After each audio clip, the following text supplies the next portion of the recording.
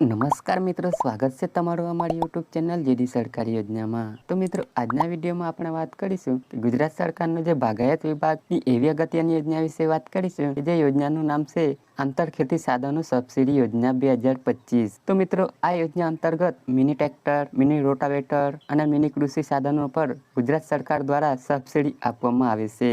તો મિત્રો, આ યોજનાનો લાભ મેળવવા માટે અરજી ક્યાં કરવી, કોને કોને મળશે યોજનાનો લાભ, અને મિત્રો આ યોજનાનો લાભ મેળવવા માટે કયા કયા ડોક્યુમેન્ટની જરૂર પડશે, જેવી તમામ માહિતી આપણે આ એક જ વિડીયોમાં મેળવી લઈશું। પરંતુ મિત્રો, તે પહેલા વિડીયો ગમે તો લાઈક અને શેર કરી દેજો, અને મિત્રો અમારી ચેનલમાં નવા હોય તો ચેનલને સબસ્ક્રાઇબ કરી દેજો। તો ચાલો મિત્રો, વિડીયોની શરૂઆત કરીએ। તો મિત્રો, સૌથી પહેલા આપણે વાત કરી લઈશું આજે આંતર ખેતી સાધન સબસિડી યોજના છે તે યોજનાનો મુખ્ય હેતુ શું છે। તો કે મિત્રો, આ જે ટ્રેક્ટર છે તે ખેતી માટે ખૂબ જ ઉપયોગી સાધન બની ગયું છે, જેના કારણે ખેડૂતો આ સાધનોનો ઉપયોગથી ખેડૂત ઓછા સમયમાં વધારે કામ કરી શકે અને ખેતીમાં ઉત્પાદન પણ વધી શકે, જેના કારણે ગુજરાત સરકાર દ્વારા કૃષિ આંતર ખેતી સાધનો સબસિડી યોજના અમલમાં મૂકવામાં આવેલી છે। તો મિત્રો, વાત કરી લઈએ કયા કયા સાધનો પર સબસિડી મળશે। તો કે મિત્રો, જેમાં મિની ટ્રેક્ટર છે, મિની રોટાવેટર છે, આંતર ખેતી માટે જરૂરી મિની કૃષિ સાધનો છે, અને મિત્રો ખેતીમાં ઉપયોગી નાના મોટા મિની ઓજારો છે જેવા સાધનોની ખરીદી પર મિત્રો તમને ગુજરાત સરકાર દ્વારા સબસિડી આપવામાં આવે છે। વાત કરી લઈએ મિત્રો, આ યોજનાનો લાભ છે તે કયા કયા ખેડૂતોને મળવા પાત્ર થાય છે। તો કે મિત્રો, આ યોજનાનો લાભ છે તે મેળવવા માટે ખેડૂત ગુજરાત રાજ્યનો હોવો જોઈએ અને જમીનમાં 7, 12 અને 8 તેમનું નામ હોવું જોઈએ। આધાર નંબર છે તે બેંક સાથે લિંક હોવો જોઈએ। નાના અથવા સીમાંત ખેડૂતો છે, SC ST કેટેગરીના ખેડૂતો છે અથવા મહિલા ખેડૂતોને પ્રથમ પ્રાથમિકતા છે તે આપવામાં આવશે। અને મિત્રો, એક ખેડૂત એક સાધન માટે જ સબસિડી મેળવી શકે છે।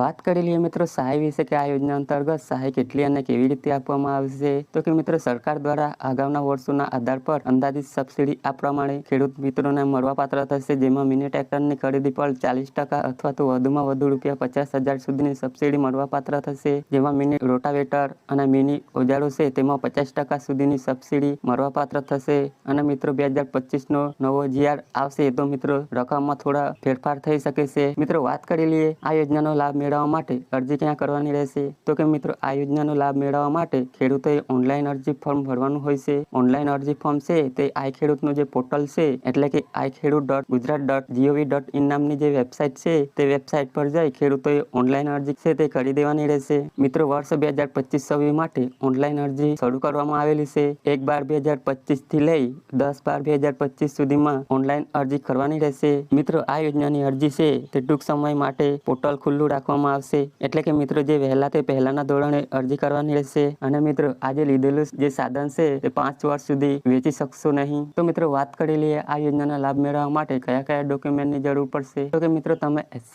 ST કેટેગરીમાં આવતા હોય તો જાતિના દાખલાની નકલ છે, જો દિવ્યાંગ ખેડૂત હોય તો દિવ્યાંગતાનું પ્રમાણપત્ર છે, રેશન કાર્ડની નકલ છે, આધાર કાર્ડની નકલ છે, ગામ નમૂના નંબર 7, 12 અને 8 ઉતારાની નકલ છે, બેંક પાસબુકના પ્રથમ પેજની નકલ છે અથવા તો રદ કરેલ ચેક છે। જો મિત્રો સંયુક્ત ખાતેદાર હોય તો તેવા કિસ્સામાં અન્ય ખેડૂતોનું સંમતિ પત્ર છે। અને મિત્રો, જે તમે સાધનોની ખરીદી કરેલ છે તે અંગેનું ઓરિજિનલ બિલ પણ તમારે આપવાનું રહેશે। તો આવી જ રીતે મિત્રો, ખેડૂતોએ કૃષિ યાંત્રિકરણ સાધનોની ખરીદી કરવી હોય તો ગુજરાત સરકારનું જે બાગાયત વિભાગની અગત્યની યોજના કહી શકાય આંતર ખેતી સાધનો સબસિડી યોજના, કે જે યોજના અંતર્ગત ખેડૂતોને મિની ટ્રેક્ટર અથવા મિની સાધનોની ખરીદી કરવા માટે સબસિડી આપવામાં આવે છે। તો મિત્રો, આશા રાખું છું વિડીયો પસંદ પડ્યો હશે। જો મિત્રો વિડીયો પસંદ પડ્યો હોય તો લાઈક અને શેર કરી દેજો, અને મિત્રો અમારી ચેનલમાં નવા હોય તો ચેનલને સબસ્ક્રાઇબ કરી દેજો।